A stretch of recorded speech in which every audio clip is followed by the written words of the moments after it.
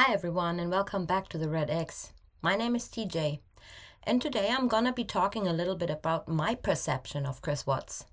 After investigating this case for forever.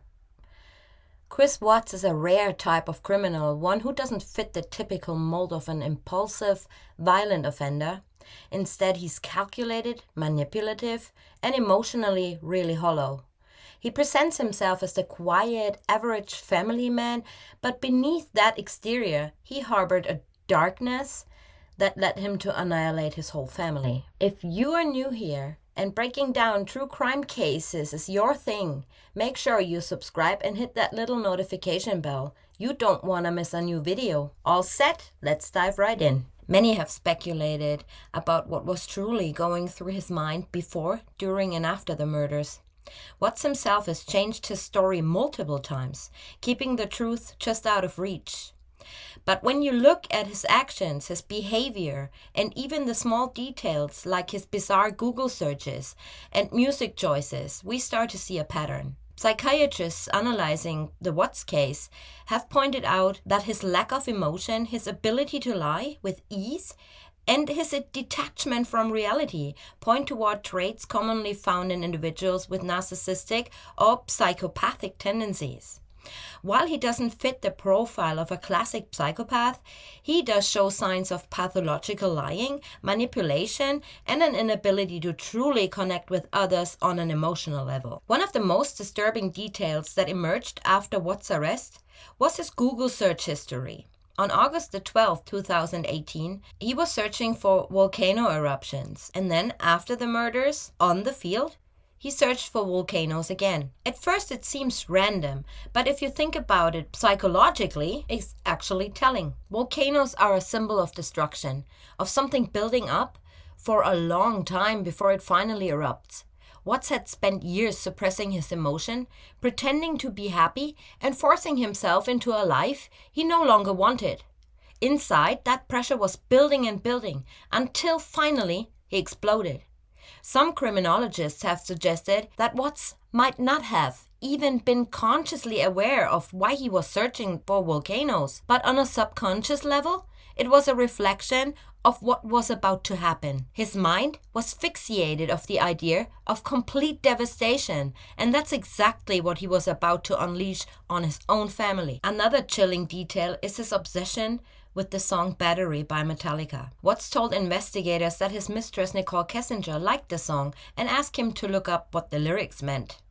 When you read the lyrics, it's downright disturbing, given what he did. At first glance, the song is about rage, destruction, and an unstoppable force of violence, themes that eerie match what Watts did. Why did Nicole Kessinger ask him to look up the lyrics? Why was the song suddenly significant to him?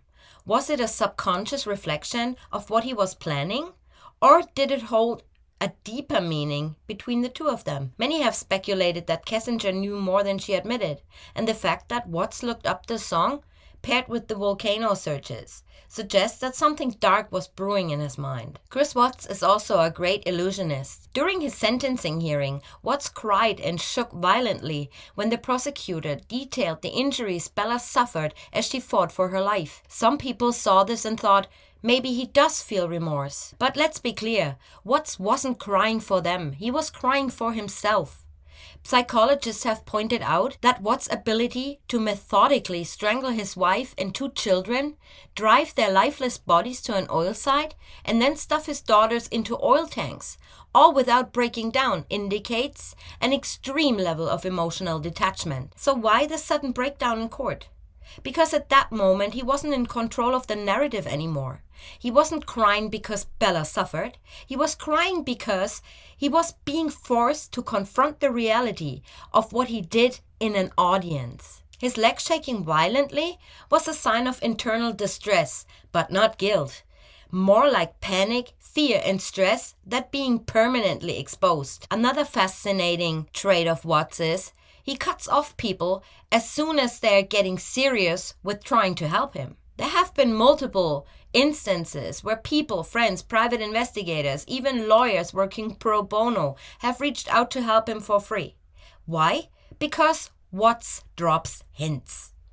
He implies that maybe others were involved. He suggests that he wasn't fully in control of himself. He never outright says it, but he leaves just enough room for doubt. And so, people start digging. They organize private investigators.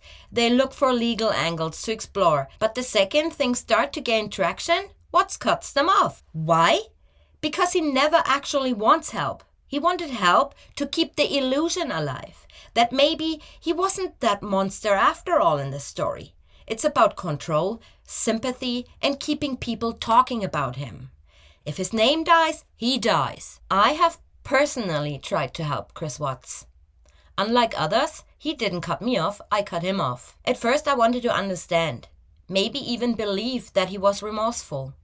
But the more I listened and the more I dug in, I found myself being manipulated, even though I never spoke to him directly. Just like he manipulates everybody else, including his own parents. He plays this game where he drops just enough information to keep people engaged, to keep them questioning. But in the end, it's all about himself. He doesn't want the truth to come out.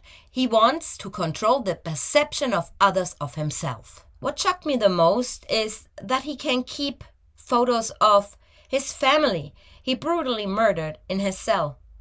But later on I thought maybe it's a survival tactic. Watts claims he keeps the photos of family in his cell and talks to them every night. Some people see this as evidence that he's tormented by what he did. But let's look at this realistically. Watts is in prison, a place where child killers are at the bottom of the food chain. Having photos of his family could be a survival tactic. It could be his way of presenting himself as a grieving father rather than a remorseless murderer. By doing this, he might be trying to avoid being a target in prison. Everything Watts does is calculated. He doesn't do things for no reason. Since his arrest, he has changed his story multiple times. At first he blamed Shanann, saying she killed the children and he only killed her in a rage. Then he admitted to killing them all, but he claimed he snapped at the moment. Later, he started hinting at outside influences, saying he felt possessed or something else was in control or it wasn't really him doing it. Because as long as the truth remains unclear, people will keep talking about him. My final thoughts about Chris Watts.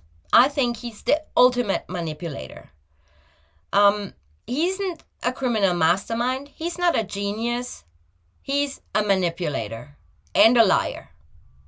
Everything he says, every action he takes has a purpose.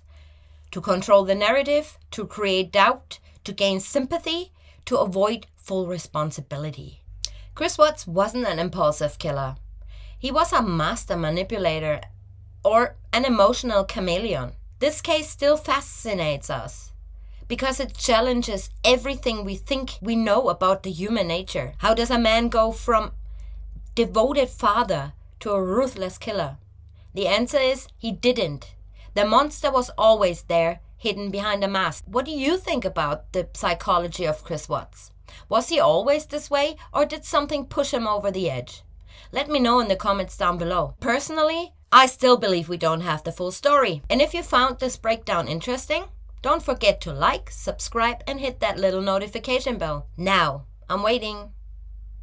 I have all day. Hit that button. Until next time, guys. Stay safe and stay curious.